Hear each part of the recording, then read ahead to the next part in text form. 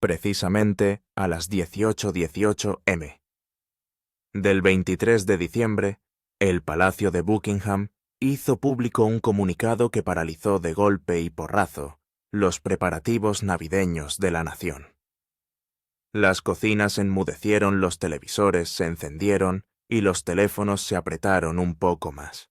Emitido en nombre del propio rey Carlos, el mensaje confirmaba que una revisión médica realizada solo unas horas antes había revelado acontecimientos que sus médicos habían esperado desesperadamente evitar.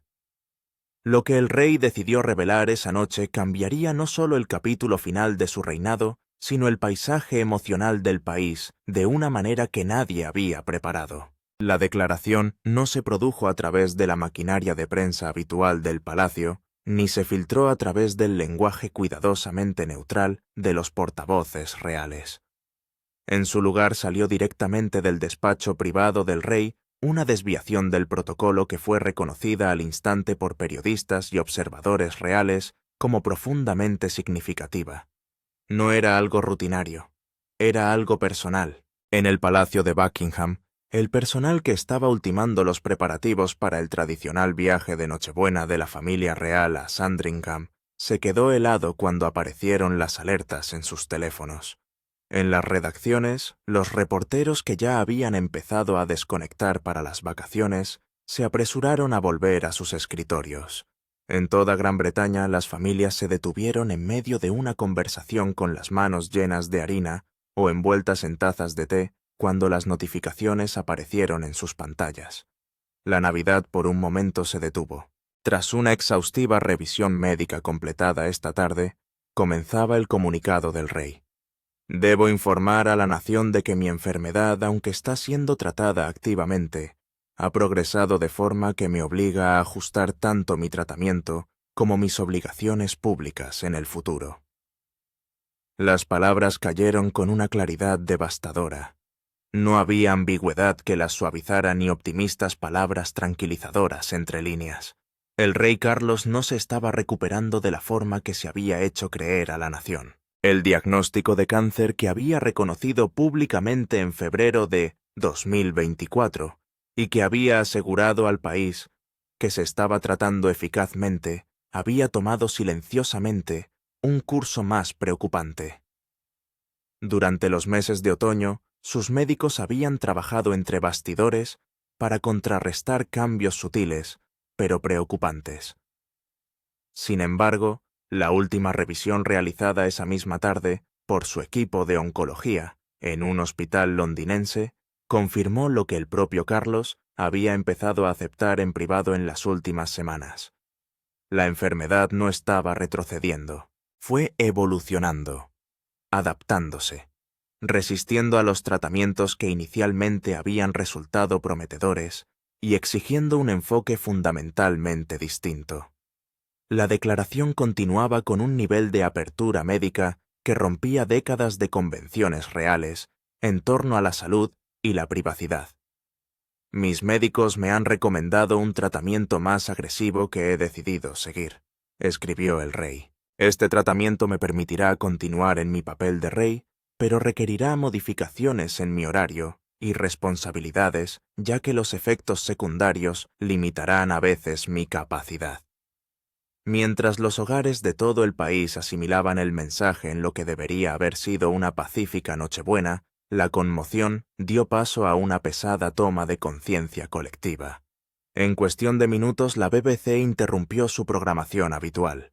Sky News convocó paneles de especialistas médicos e historiadores constitucionales. Las redes sociales pasaron casi instantáneamente de la alegría festiva a la reflexión sombría. Para aquellos familiarizados con el cuidadoso lenguaje codificado de las comunicaciones de palacio, las implicaciones eran inequívocas. El rey estaba preparando a la nación para un cambio visible. Estaba reconociendo sin ilusionarse que su tiempo como monarca, en plenas funciones, ya no se medía en décadas sino en años. Y quizás lo más sorprendente es que estabas haciendo algo sin precedentes, gestionar las realidades de la sucesión en vida, hablando abiertamente sobre la mortalidad como ningún monarca británico lo había hecho antes. Al otro lado del Atlántico, donde aún era primera hora de la tarde, las cadenas de cable estadounidenses interrumpieron la cobertura prenavideña con crudos titulares de última hora. El rey Carlos revela que el cáncer ha progresado. El monarca británico anuncia un pronóstico ajustado. La reacción en Estados Unidos fue inmediata, una mezcla de simpatía, curiosidad y profundo interés por las implicaciones constitucionales. ¿Cómo afrontaría la monarquía una transición gradual? ¿Qué significaría esto para el príncipe Guillermo? Y la pregunta que nadie podía dejar de hacerse: ¿cuánto tiempo le quedaba realmente a Carlos? Antes de las 7:00 p.m., el Palacio de Buckingham emitió un breve comunicado en el que confirmaba que el rey tenía la intención de seguir adelante con los planes navideños de la familia real en Sandringham, y que en el nuevo año se darían a conocer más detalles sobre su agenda revisada. Pero la declaración no respondía a ninguna de las preguntas que ahora dominan la conciencia pública. Esas preguntas sin respuesta marcarían la cobertura de las fiestas y mucho más allá. Para entender qué impulsó al rey Carlos a hacer una declaración tan devastadora en vísperas de Navidad, hay que volver a febrero de 2024, cuando reveló públicamente por primera vez su diagnóstico de cáncer. Aquel anuncio inicial había sido meticulosamente calibrado, lo suficientemente transparente para informar al público, lo suficientemente tranquilizador para evitar la alarma. El tratamiento había comenzado rápidamente, el pronóstico era positivo, y el tono sugería una prudente confianza. Lo que no se desveló, protegido por el protocolo de Palacio y las profundas opiniones de Carlos sobre la privacidad, fue la forma específica de cáncer a la que se enfrentaba y las realidades estadísticas asociadas a su progresión. El Palacio solo confirmó que no se trataba de un cáncer de próstata, sino que se había descubierto durante el tratamiento de un agrandamiento benigno de la próstata, y que el rey había iniciado un tratamiento regular. Durante la primavera y el verano de 2024, Charles siguió trabajando mientras recibía tratamiento. Su agenda se redujo, pero su presencia siguió siendo visible. En otoño, las declaraciones de Palacio enfatizaban que el tratamiento progresaba bien y que su pronóstico seguía siendo alentador. El público, reconfortado por estas garantías, aceptó en gran medida que el rey estaba tratando una enfermedad grave, pero controlable. Sin embargo, tras esa narrativa pública cuidadosamente mantenida, empezaba a perfilarse una realidad más preocupante. Las exploraciones rutinarias realizadas en septiembre y octubre de 2025 revelaron acontecimientos que inquietaron al equipo médico de Charles. Aunque el cáncer no se había extendido a otras zonas, un signo positivo, la zona original mostraba resistencia al protocolo de tratamiento existente. Las células cancerosas se estaban adaptando, encontrando formas de resistir terapias que antes parecían eficaces. El doctor Michael Ashton, oncólogo jefe del King y especialista en el tipo de cáncer contra el que luchaba Charles, recomendó más pruebas de imagen y consultas con colegas de destacados centros de investigación. A lo largo del mes de noviembre, Carlos se sometió a una exhaustiva serie de pruebas, cada una de las cuales arrojaba más luz y cada vez menos consuelo sobre el comportamiento de la enfermedad. Estos resultados culminaron en una secuencia de reuniones privadas en Clarence House, donde el Dr. Ashton y su equipo expusieron la realidad emergente con cuidadosa pero inequívoca gravedad. El tratamiento actual ya no daba los resultados esperados. Quedaban opciones más agresivas, pero tenían un coste. Estas intervenciones afectarían significativamente a la resistencia de Charles, a su agudeza cognitiva durante los ciclos de tratamiento y a su aspecto físico, cambios que serían imposibles de ocultar a la opinión pública. Las opciones que se le presentaban eran muy claras. Podía seguir con el tratamiento actual sabiendo que probablemente iría perdiendo eficacia prolongando el tiempo, pero aceptando un declive gradual. O podía seguir una estrategia más agresiva, combinando la inmunoterapia con la radiación dirigida, a un enfoque que ofrecía mayores probabilidades de controlar la enfermedad, pero que iba acompañado de fatiga grave, posibles efectos secundarios neurológicos y tensión visible. Había una tercera opción presentada con evidente reticencia. Charles podía optar por renunciar a cualquier intervención agresiva y centrarse en los cuidados paliativos y la calidad de vida durante el tiempo que le quedara. Fue con este telón de fondo, el ajuste de cuentas privado, la creciente realidad médica y el peso de toda una institución, que el rey decidió dirigirse a la nación en vísperas de Navidad no como un símbolo, sino como un hombre que se enfrenta al límite de sus fuerzas. Esta opción probablemente le daría meses en lugar de años, pero esos meses serían relativamente cómodos, en lugar de pasarlos luchando contra los efectos secundarios del tratamiento. Carlos había escuchado las tres opciones con su característico estoicismo, haciendo preguntas detalladas sobre plazos, tasas de éxito e impacto en su capacidad para cumplir con sus deberes reales. Había pedido tiempo para consultar con su familia antes de tomar una decisión definitiva, y el Dr. Ashton había accedido en el entendimiento de que el propio retraso conllevaba riesgos. La primera persona a la que Carlos se lo contó fue Guillermo. El 10 de diciembre había pedido a su hijo que le acompañara a una reunión privada en Clarence House. Sin personal, sin agenda formal, solo padre e hijo, discutiendo la realidad que ninguno quería enfrentar. Charles había explicado la situación médica sin rodeos, sin esconderse tras eufemismos ni falsos optimismos. William había escuchado en silencio con el rostro cuidadosamente controlado, pero las manos agarrando los brazos de la silla con visible tensión. Cuando Charles terminó la primera pregunta de William, había sido inmediata y directa. ¿Cuánto tiempo? Charles había respondido con la sinceridad que su hijo se merecía. Con un tratamiento agresivo de 2 a 4 años de capacidad funcional, quizá algo más, aunque la calidad de ese tiempo disminuiría. Sin un tratamiento agresivo, bastante menos.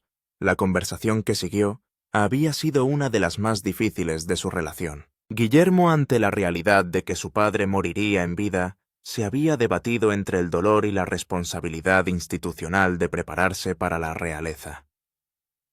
Carlos, viendo a su hijo procesar este futuro, había sentido el peso de lo que le estaba pidiendo a Guillermo que llevara no solo la corona, sino la carga de ver el declive gradual de su padre mientras se preparaba para reemplazarle. Al final de esa reunión, habían llegado a un entendimiento.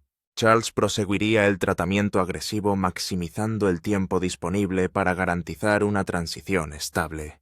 Guillermo comenzaría a prepararse más intensamente para las responsabilidades que le corresponderían primero gradualmente mediante el protocolo de regencia transitoria que habían establecido recientemente y finalmente mediante la sucesión plena. Lo que Carlos había decidido aquel día y lo que impulsaría su declaración del 20,3 de diciembre era que este proceso debía desarrollarse con transparencia. La opinión pública británica merecía comprender lo que se avecinaba, y el propio Carlos merecía la dignidad de afrontar su mortalidad con honestidad en lugar de mantener una ficción de recuperación cada vez más imposible de sostener. Las conversaciones que precedieron al anuncio, la consulta médica formal, que conduciría a la declaración pública de Carlos, tuvieron lugar el 15 de diciembre en una sala de conferencias privada de Clarence House. Estuvieron presentes Carlos, el príncipe Guillermo, la princesa, Ana, la reina Camilla, y el doctor Michael Ashton, junto con otros 2 especialistas del equipo oncológico de Carlos. En el ambiente se respiraba la sensación de que esta reunión determinaría no solo el plan de tratamiento de Carlos, sino la trayectoria de la monarquía en los próximos años. El doctor Ashton había preparado una presentación exhaustiva completa con imágenes de escáner y proyecciones estadísticas, pero Carlos le había pedido que prescindiera de la formalidad y se limitara a explicar a qué se enfrentaban. La evaluación del doctor fue clínica pero compasiva. El cáncer había mostrado una progresión definitiva a pesar del protocolo de tratamiento inicial. Nuevas imágenes revelaron que si bien no había diseminación metastásica a órganos distantes, lo que seguía siendo un factor positivo, el sitio primario, había desarrollado mecanismos de resistencia que hacían que la terapia actual fuera cada vez más ineficaz. La pauta recomendada era clara: un cambio a un tratamiento de segunda línea que combinara agentes inmunoterápicos con radiación dirigida con precisión. Este enfoque ofrecía la mejor oportunidad estadística de controlar la progresión de la enfermedad, añadiendo potencialmente de 2 a 4 años de lo que el doctor Ashton denominó tiempo de calidad funcional. Pero fue igualmente claro sobre los costes. Majestad el doctor. Incluso en este ambiente íntimo, el tratamiento que le recomiendo le afectará significativamente. La fatiga será pronunciada sobre todo en los días siguientes a cada ciclo de tratamiento. La claridad cognitiva puede verse afectada de forma intermitente y habrá cambios físicos visibles: caída del cabello, fluctuación de peso, cambios en la tez que serán imposibles de ocultar a la vista del público. Charles lo había asimilado sin reacción visible, pero William, sentado a la izquierda de su padre, había sentido que se le hacía un nudo en la garganta. La imagen de su padre, visiblemente debilitado y alterado por el tratamiento, apareciendo en público mientras intentaba mantener la dignidad de su cargo, era casi insoportable de contemplar. Ana había sido la primera en hablar con el tono pragmático que la había caracterizado durante más de 50 años. ¿Qué posibilidades tiene con este tratamiento? Y sin él, había respondido el doctor Ashton con cuidadosa precisión. Ashton había respondido con cuidadosa precisión, con una intervención agresiva. Su Majestad tiene aproximadamente entre un 60% y un 70% de posibilidades de mantener la capacidad funcional durante 2 o 3 años, con una capacidad decreciente pero continuada durante 1 o 2 años más. Sin esta intervención tendríamos un plazo mucho más corto, medido en meses, y no en años. La cruda matemática de la mortalidad expuesta en porcentajes de supervivencia y proyecciones temporales había llenado la sala de silencio. Finalmente, Camilla, que había estado sentada con las manos apretadas en el regazo, habló en voz baja. ¿Qué me recomendaría, doctor Ashton, si fuera su propio padre? El doctor la miró a los ojos con evidente empatía. Recomendaría el protocolo agresivo, Majestad, porque ofrece la mejor oportunidad de tiempo significativo. Pero también me aseguraría de que comprendiera que significativo no significa fácil, y que la elección depende en última instancia de la calidad de vida que él valore más. Charles ya había tomado su decisión, aunque pasó varios minutos más haciendo preguntas detalladas sobre los programas de tratamiento y la gestión de los efectos secundarios. Seguiría el protocolo agresivo, pero lo haría con una condición que se convertiría en el aspecto más controvertido de su plan. No ocultaré lo que me hace este tratamiento, había dicho Carlos con firmeza. No voy a pedir a Palacio que cree elaboradas historias de tapadera o que finja que estoy más sano de lo que estoy. El público británico merece honestidad y yo merezco la dignidad de afrontar esto abiertamente y no detrás de una fachada de engaño palaciego. William había comprendido de inmediato lo que su padre le proponía y las implicaciones le inquietaban. Estás hablando de anunciar no solo tu tratamiento sino tu pronóstico. Eso no tiene precedentes, asintió Charles. Lo es, pero he visto a mi madre trabajar literalmente hasta la muerte, manteniendo la ficción de una salud perfecta, hasta que ya no podía tenerse en pie. Yo no haré eso. Diré la verdad, ajustaré mis obligaciones según sea necesario y permitiré que la transición se produzca con transparencia y no como una crisis repentina. Sorprendentemente, Ana había apoyado inmediatamente esta postura. Tiene razón. La alternativa son meses o años de giros palaciegos, especulaciones en los medios de comunicación y una eventual ruptura que dañe la confianza en la institución. Mejor ser sincero ahora y gestionar la transición con dignidad. La conversación pasó entonces a la cuestión práctica de cuándo y cómo hacer tal anuncio. El equipo médico recomendó proceder primero a la revisión exhaustiva para disponer de información actualizada completa antes de cualquier declaración pública. Esa revisión estaba prevista para el 23 de diciembre, y Charles tomó la decisión de que fuesen cuales fuesen los resultados, los compartiría públicamente antes de Navidad. Su razonamiento era simple pero convincente. Si las noticias eran difíciles, el público necesitaría tiempo para procesarlas durante el periodo vacacional, cuando las rutinas normales ya estaban suspendidas. Esperar hasta enero significaría anunciar malas noticias justo cuando la gente vuelve al trabajo, creando ansiedad y trastornos innecesarios. Al concluir la reunión, Carlos había hecho una petición a Guillermo que resultaría emocionalmente devastadora para su hijo. Necesito que empieces a prepararte de verdad, no para una sucesión teórica lejana, sino para asumir el poder en los próximos 18 o 24 meses. El protocolo de regencia que firmamos no era una planificación teórica. Será necesario. Guillermo había sentido incapaz de hablar, comprendiendo que su padre le pedía que se preparara para la realeza, mientras Carlos siguiera vivo, siguiera presente, siguiera siendo rey en título, pero disminuyendo en capacidad. Era una carga como no se le había pedido a ningún heredero en la historia moderna. Ver a sus padres declinar mientras se preparaban para asumir su papel. Cuando los demás se marcharon, William se quedó con su padre. Estuvieron sentados juntos en silencio durante varios minutos antes de que William hablara por fin. No estoy preparado para esto. Charles había puesto la mano en el hombro de su hijo. Ninguno de nosotros está nunca preparado, pero tú lo harás porque la corona lo requiere y porque yo habré empleado el tiempo que me queda para ayudarte a prepararte. Fue lo más cerca que estuvo Carlos de reconocer directamente su propia mortalidad, y fue el momento en que Guillermo comprendió que el futuro teórico para el que se había estado preparando se había convertido en el presente inmediato. Lo que la revisión médica reveló en realidad. La revisión médica exhaustiva realizada el 23 de diciembre duró más de 4 horas, comenzando a las 10 a.m., en un centro médico privado de Londres, y concluyó poco después de las 14 horas. Charles se sometió a pruebas de imagen avanzadas, análisis de sangre, evaluación física y consultas con múltiples especialistas que revisaron todos los aspectos de su estado actual y la respuesta al tratamiento.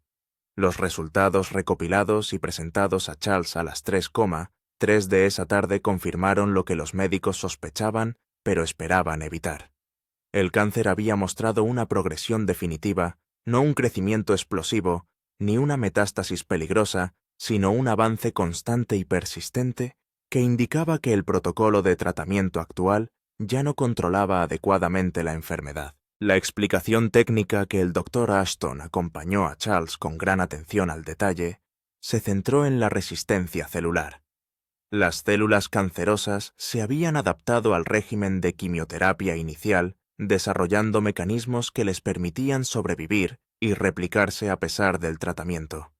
Esto no era infrecuente en el tipo de cáncer contra el que luchaba Charles, pero significaba que continuar con el tratamiento le produciría rendimientos decrecientes y le sometería a continuos efectos secundarios, sin el correspondiente beneficio, pero los efectos secundarios serían considerables e inevitables. La inmunoterapia conllevaba riesgos de fatiga tan graves que Charles tendría que reducir considerablemente su horario durante los ciclos de tratamiento. La radiación, aunque dirigida con precisión, causaría efectos localizados como cambios en la piel e inflamación de los tejidos que serían visibles y tardarían semanas en desaparecer una vez concluido el tratamiento. Y lo que es más importante para el papel de Carlos como monarca, el protocolo de tratamiento le obligaría a pasar varios días al mes esencialmente incapacitado por los efectos secundarios, incapaz incluso de desempeñar las funciones reales básicas. Sus niveles de energía entre los ciclos de tratamiento mejoraban, pero nunca volvían por completo a los valores de referencia anteriores al diagnóstico, y el efecto acumulado durante meses era un deterioro físico progresivo y visible que ningún tratamiento palaciego podía ocultar. El Dr. Ashton había presentado las proyecciones estadísticas con distanciamiento profesional pero evidente compasión. Con este protocolo, Majestad, proyectamos una probabilidad del 70% de controlar la progresión de la enfermedad durante 2 o 3 años. Durante ese tiempo, tendrá periodos de funcionamiento relativamente bueno, alternados con periodos de limitación significativa. Más allá de los 3 años, la probabilidad de control continuado disminuye, aunque algunos pacientes mantienen la estabilidad durante 4 años o un poco más. Charles había escuchado sin interrupción procesando las cifras que definían el resto de su vida. 2 o 3 años de capacidad funcional, quizá 4 si las estadísticas le favorecían. Tiempo suficiente para garantizar que Guillermo estuviera preparado tiempo suficiente para ver envejecer a algunos de sus nietos, pero no tiempo suficiente para el largo reinado que alguna vez había esperado que pudiera compensar en parte su espera de 7 décadas para convertirse en rey. Las implicaciones constitucionales se habían discutido con la misma franqueza. El protocolo de regencia transitoria que Carlos y Guillermo habían firmado semanas antes y que había parecido una planificación prudente para un futuro teórico, tendría que activarse en un plazo de 18 a 24 meses. A medida que la capacidad de Carlos disminuyera, Guillermo tendría que asumir partes cada vez mayores de las obligaciones del soberano primero de manera informal y finalmente mediante la transferencia formal de poderes constitucionales específicos. Esto significaba que Gran Bretaña experimentaría algo que no había visto en los tiempos modernos, una transición gradual de la autoridad monárquica de padre a hijo, no a través de una muerte repentina, sino a través de una delegación planificada impulsada por la necesidad médica. El público vería a su rey visiblemente debilitado, le vería aparecer con menos frecuencia y con cambios físicos evidentes, y sabría que el príncipe Guillermo desempeñaba cada vez más las funciones de la monarquía, mientras Carlos conservaba el título. El componente final de la revisión médica había sido una franca discusión sobre calidad frente a cantidad. El doctor Aston había presentado la opción de renunciar al tratamiento agresivo en favor de una atención centrada en la comodidad que probablemente daría a Carlos de 6 a 12 meses de tiempo relativamente libre de síntomas antes del inevitable declive. Algunos pacientes, señaló el médico, elegían este camino cuando la carga de un tratamiento agresivo superaba el beneficio de un tiempo prolongado pero difícil. Charles había rechazado esta opción con decisión. Su razonamiento no tenía que ver con la supervivencia personal, sino con la responsabilidad institucional. 6 meses no eran suficientes para garantizar una transición estable. 2 o 3 años, incluso años difíciles, le permitirían trabajar con Guillermo para modelar el traspaso gradual del poder y demostrar que la monarquía moderna podía gestionar la sucesión con transparencia y dignidad, y no con crisis. A las 4 p.m., Carlos había tomado sus decisiones sobre el tratamiento y, lo que es más importante, sobre la divulgación. Comenzaría el nuevo protocolo a principios de enero. Reduciría su agenda pública para adaptarse a las exigencias del tratamiento y contaría a la opinión pública británica la verdad sobre lo que estaba afrontando y lo que significaría para su reinado. La declaración fue redactada entre las 4 y las 6 de la tarde. Carlos revisó personalmente el texto varias veces para lograr el equilibrio adecuado entre franqueza y tranquilidad. No quería asustar innecesariamente a la gente, pero se negaba a esconderse tras vagos eufemismos que solo alimentarían la especulación y erosionarían la confianza. A las 18,18 m. Mientras la oscuridad se cernía sobre Londres y las familias británicas se reunían para los preparativos de Nochebuena, se hizo pública la declaración. Y con ella Carlos había alterado fundamentalmente la forma en que la monarquía iba a navegar por la sucesión por primera vez en siglos. La angustia privada de Guillermo y su deber público. El príncipe Guillermo estaba en Adelaide Cottage cuando se hizo público el comunicado de su padre sentado con Catalina en su salón privado, mientras los niños estaban ocupados en otra parte de la casa. Sabía que se iba a producir el anuncio, había ayudado a revisar el texto final, pero leer las palabras de su padre en un comunicado oficial de Palacio seguía pareciéndole surrealista y devastador. Catalina, que había sido preparada por Guillermo en los últimos días sobre los probables resultados de la revisión médica, se sentó a su lado en silencio mientras él leía el comunicado en su teléfono. Cuando lo dejó en el suelo, su expresión estaba cuidadosamente controlada, pero ella pudo ver la pena que intentaba contener. «De 2 a 4 años», dijo William en voz baja. «Eso es lo que le dan. De 2 a 4 años de capacidad decreciente, mientras el mundo le observa declinar, y yo me preparo para sustituirle». Catherine le cogió la mano ofreciéndole el ancla física que necesitaba mientras procesaba la posición imposible que ahora ocupaba. «No vas a sustituirle. Estás continuando lo que él construyó. Hay una diferencia». William negó con la cabeza. «Para él puede que sí. A mí me da la sensación de que estoy esperando a que mi padre muera, y al mismo tiempo me hago cargo de su trabajo.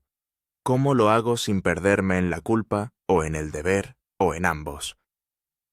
Era la pregunta para la que Catherine no tenía una respuesta fácil, porque no había precedentes de lo que William estaba afrontando. Cuando Isabel murió, la transición había sido repentina, permitiendo que el dolor de Guillermo y sus nuevas responsabilidades como heredero al trono existieran en espacios emocionales separados. Pero esto sería diferente. Carlos declinaría gradualmente, visiblemente durante años, y durante esos años, William tendría que asumir una parte cada vez mayor de las obligaciones de su padre mientras veía cómo se debilitaba.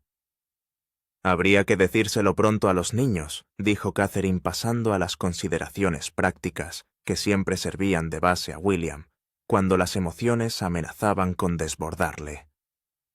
«George especialmente. Es lo bastante mayor para entender que su abuelo está gravemente enfermo y se enterará de cosas en el colegio». William asintió. «Ayer hablé de ello con padre. Quiere decírselo él mismo después de Navidad. Quiere que lo oigan de él antes de que lo oigan de nadie más». Esa tarde, William tenía una llamada programada con Harry, a quien le habían informado de los resultados de la revisión médica ese mismo día. La conversación fue difícil, obstaculizada por la distancia y la tensión que aún existían entre los hermanos, pero unificada por el dolor compartido por el pronóstico de su padre. La pregunta inmediata de Harry había sido la misma que el instinto de William. ¿Cuánto tiempo William le había dado la respuesta sincera que le habían dado los médicos? «De 2 a 4 años de tiempo funcional. Tal vez un poco más, pero la calidad disminuirá». Harry se había quedado callado al otro lado de la línea. Cuando volvió a Putnam a hablar, su voz era áspera. Debería volver.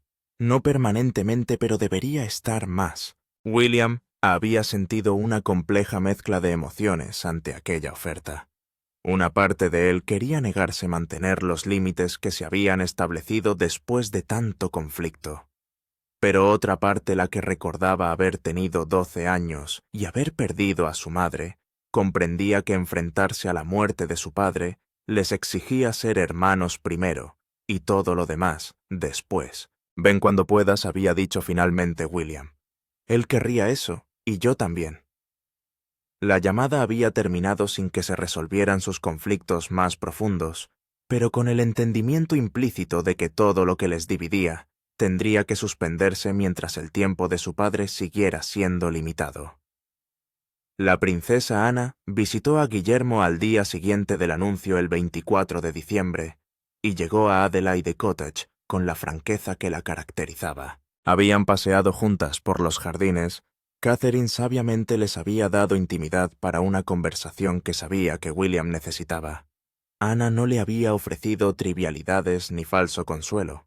En lugar de eso, le había dado a William la misma valoración pragmática que le había proporcionado a lo largo de esta crisis. «Tienes 2 años, quizá 3, para prepararte para un papel que desempeñarás durante décadas», había dicho sin rodeos. «Ese es un regalo que la mayoría de los herederos nunca reciben. Tu abuela se convirtió en reina prácticamente sin preparación. Tendrás tiempo para aprender, para cometer errores, mientras tu padre aún pueda guiarte, y para asumir el poder gradualmente en lugar de todo de golpe.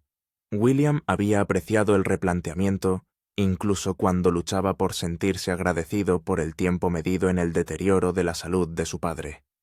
¿Cómo le apoyo mientras me preparo para sucederle? ¿Cómo me aflijo y planifico simultáneamente? La respuesta de Anne había sido sencilla pero profunda. Haces lo que siempre hacemos todos. Pones el deber primero y procesas tus sentimientos después. No es justo y no es fácil, pero es lo que exige la corona. William había comprendido que ella tenía razón, pero la comprensión no aligeraba la carga. Tendría que ser hijo y heredero afligido y preparándose, apoyando a su padre mientras aprendía a asumir el papel de su padre. Y tendría que hacerlo todo públicamente, bajo el escrutinio de los medios de comunicación que analizarían cada interacción en busca de signos de transición, y el papel de Catalina en la gestión de este equilibrio imposible se había vuelto aún más crucial. Ella tendría que ser la estabilidad en la que William pudiera apoyarse en privado mientras él mantenía la compostura en público. Tendría que apoyar a sus hijos durante la enfermedad de su abuelo y protegerlos de la excesiva atención de los medios.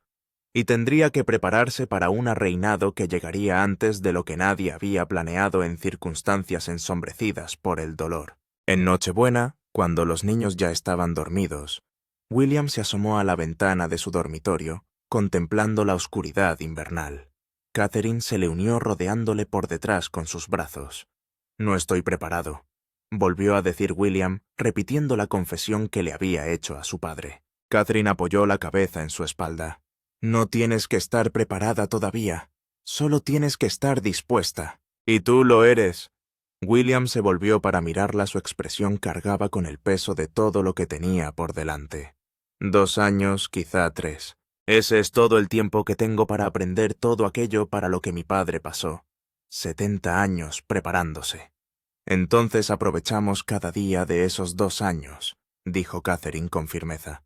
Aprendemos juntos, apoyamos juntos a tu padre, y cuando llegue el momento lo haremos juntos. No lo harás solo. Era la promesa que Guillermo necesitaba, aunque sabía que la carga final de la realeza sería solo suya. Pero tener a Catherine a su lado hacía que lo imposible pareciera simplemente difícil. Y difícil Guillermo había aprendido durante años de deberes reales, era algo que podía manejar. Al acercarse la mañana de Navidad, Guillermo pensó en su padre, en Sandringham rodeado de su familia, afrontando la que probablemente sería su última Navidad como rey en activo, y comprendió con dolorosa claridad que la cuenta atrás había comenzado no para la muerte de su padre, todavía no, sino para la transición que transformaría a Guillermo de heredero en soberano. Mientras Carlos aún vivía, aún observaba y aún portaba el título que Guillermo heredaría antes de lo que ninguno de los dos había deseado. Lo que esto significa para el futuro de la corona, el público británico se despertó en Nochebuena, con una nación fundamentalmente alterada por la declaración del rey. Los programas matinales dedicaron sus primeros segmentos al anuncio, con la intervención de expertos médicos, para explicar la evolución del cáncer, y de constitucionalistas, para debatir las implicaciones de una transición regia controlada. La respuesta del público medida a través de sondeos instantáneos y análisis del sentimiento en las redes sociales fue abrumadoramente favorable. Una encuesta inmediata realizada por YouGov mostró que el 89% de los británicos apoyaba la decisión del rey de ser transparente sobre su pronóstico, y muchos expresaron su admiración por su valentía al enfrentarse públicamente a la mortalidad. Solo el 6% opinó que debería haber mantenido en secreto su situación médica. Los expertos constitucionales pasaron la Nochebuena intentando explicar a un público confuso, tanto británico como internacional, lo que el anuncio de Carlos significaba en términos prácticos. La profesora Elena Marsh, entrevistada en BBC Breakfast, ofreció el resumen más claro. Lo que estamos presenciando, explicó, no tiene precedentes en la historia británica moderna. Esencialmente el rey ha anunciado su propia abdicación final no a través de la entrega formal de la corona, sino a través de una transferencia gradual de poder impulsada por la necesidad médica. El protocolo de regencia transitoria firmado recientemente se activará casi con toda seguridad en los próximos 2 años, lo que permitirá al príncipe Guillermo asumir cada vez más funciones reales, mientras el rey Carlos conserva su título y su posición constitucional. La cobertura de los medios de comunicación estadounidenses se centró en gran medida en los elementos emocionales y humanos de la historia, con comparaciones con el reciente reconocimiento público de su propia mortalidad por parte del presidente Jimmy Carter. Varios medios analizaron las diferencias entre la monarquía constitucional británica, en la que la sucesión estaba predeterminada y la transición podía gestionarse gradualmente, y la sucesión presidencial estadounidense, que seguía siendo binaria hasta el momento de la muerte o la dimisión. El palacio confirmó en Nochebuena que Carlos celebraría la tradicional Navidad de la familia real en Sandringham y pronunciaría su discurso navideño grabado varios días antes de la revisión médica. Cuando se emitió el 25 de diciembre, esa emisión adquirió un nuevo y profundo significado dado lo que el público sabía ahora sobre el pronóstico del rey. El mensaje navideño de Carlos, centrado en temas como la resistencia a la comunidad y la búsqueda de objetivos en tiempos difíciles, fue escuchado por espectadores que comprendieron que no se trataba de reflexiones abstractas, sino del testimonio personal de un hombre que se enfrentaba a su propia mortalidad. Cuando habló de apreciar el tiempo con los seres queridos y vivir con intención, las palabras tenían un peso que no habría existido sin la revelación médica. Los funcionarios de palacio comenzaron el delicado trabajo de reestructurar el calendario real para 2026. La agenda de Carlos se reduciría en aproximadamente un 60%, centrándose en las principales funciones constitucionales y en los compromisos personalmente significativos, al tiempo que se eliminarían las apariciones rutinarias que habían llenado gran parte de su agenda. La agenda de Guillermo se ampliaría proporcionalmente, y el príncipe de Gales asumiría muchas de las funciones de representación que antes desempeñaba el rey. El protocolo de regencia transitoria, que había parecido una planificación lejana cuando se firmó en diciembre, ahora se proyectaba que se activaría a finales de 2026 o principios de 2027, lo que formalizaría lo que ya estaría ocurriendo de manera informal. Guillermo asumiendo poderes constitucionales específicos mientras Carlos conservaba el título de rey y aquellas funciones que seguía siendo capaz de desempeñar. Lo que Carlos había creado con su declaración del 23 de diciembre era un nuevo modelo de sucesión monárquica basado en la transparencia y en una transición gestionada en lugar de en una crisis repentina. Los estudiosos de la Constitución reconocen que este hecho puede transformar la forma en que las monarquías modernas equilibran la continuidad institucional con la realidad humana. En Sandringham, la mañana de Navidad, la familia real se reunió con la certeza de que esta fiesta tenía un peso diferente a todas las anteriores. Carlos, rodeado de sus hijos y nietos, estaba visiblemente atesorando momentos que ahora comprendía que eran finitos. Guillermo, observando a su padre con Jorge, Carlota y Luis, asimilaba la realidad de que el tiempo que sus hijos pasarían con su abuelo se mediría en años y no en décadas. La princesa Ana, observando la dinámica familiar con su característica clarividencia, vio tanto dolor como fortaleza en la forma en que estaban afrontando esta crisis. Carlos afrontaba la muerte con dignidad. Guillermo estaba aceptando la responsabilidad con reticencia, pero con determinación, y la familia, fracturada por conflictos recientes, estaba encontrando la unidad en el dolor compartido. Harry, que había volado a Gran Bretaña en Nochebuena y se había reunido con la familia en Sandringham, vivió un regreso complicado. Su presencia creó tensión dados los conflictos aún no resueltos con Guillermo y la institución, pero el pronóstico de Carlos había anulado temporalmente esas preocupaciones. Cuando Carlos vio a Harry la mañana de Navidad, el abrazo entre padre e hijo conllevaba una urgencia que reconocía que el tiempo ya no era ilimitado. El público, que observaba desde una respetuosa distancia, comprendió que estaba presenciando el comienzo de una transición que se desarrollaría a lo largo de los años. Carlos seguiría siendo rey, pero Guillermo desempeñaría cada vez más las funciones de la monarquía. La nación asistiría a este traspaso gradual, vería declinar a Carlos y se prepararía para la sucesión, como no se había pedido a ninguna generación anterior.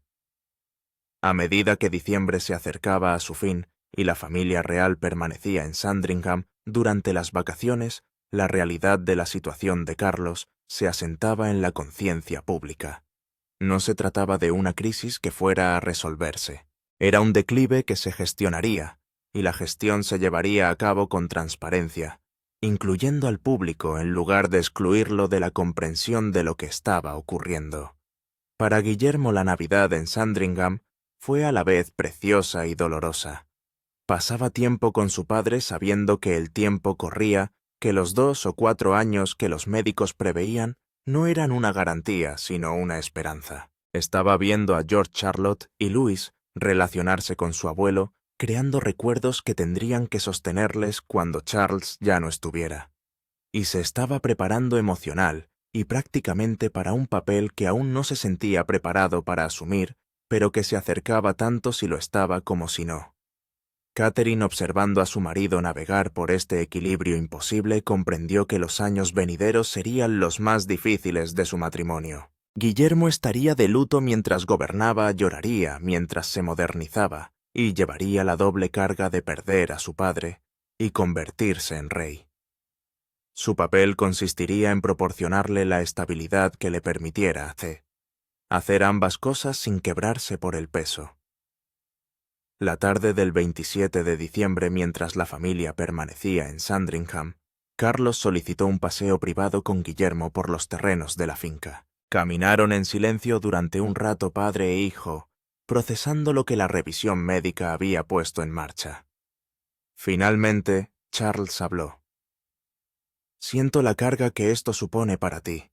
Siento que no puedas permitirte el lujo de llorar en privado cuando llegue el momento». William sacudió la cabeza. «No te disculpes por ser sincero. Me diste algo que la mayoría de los herederos nunca reciben. Tiempo para prepararse. Tiempo para aprender de ti. Tiempo para decir lo que hay que decir mientras aún puedas oírlo». Charles dejó de caminar y se volvió hacia su hijo. La emoción en sus ojos era visible a pesar de la luz mortecina. «Aprovecha bien el tiempo», dijo en voz baja. «Aprende todo lo que puedas. Comete tus errores mientras aún esté aquí para ayudarte a corregirlos. Y cuando llegue el momento de asumir todo el peso de la corona, recuerda que fuiste entrenado para ello por alguien que entendía sus cargas mejor que nadie». William abrazó a su padre, una rara muestra de afecto físico entre dos hombres que habían pasado la mayor parte de su relación sorteando límites formales. Cuando se separaron ambos, comprendieron que habían cruzado un umbral invisible. El futuro ya no era teórico. Se acercaba medido en ciclos de tratamiento y capacidad de creciente y transferencia gradual de poder. Mientras caminaban de vuelta hacia Sandringham House, donde las luces brillaban cálidamente contra la oscuridad invernal. Guillermo pensó en la declaración que su padre había hecho pública 4 días antes. La declaración que lo había cambiado todo, que había transformado la sucesión de una abstracción lejana en una realidad inmediata. Carlos había elegido la transparencia frente al engaño, el declive controlado frente a la crisis repentina y la colaboración honesta con su heredero frente al sufrimiento aislado. Al hacerlo había creado un modelo de cómo la monarquía moderna podía afrontar la mortalidad con dignidad. El futuro de la corona, comprendió Guillermo, ya no era algo lejano para lo que hubiera que prepararse. Era algo presente que había que vivir día a día, tratamiento a tratamiento, traslado gradual a traslado gradual.